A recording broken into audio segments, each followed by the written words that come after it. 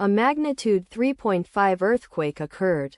Guerrero, Mexico. 13 kilometers east of Coyucha de Benitez, Mexico, or 23 kilometers NNW of Acapulco de Juarez, Mexico. On Monday, the 18th of August 2025, at 16 hours 44 minutes and 56 seconds local time.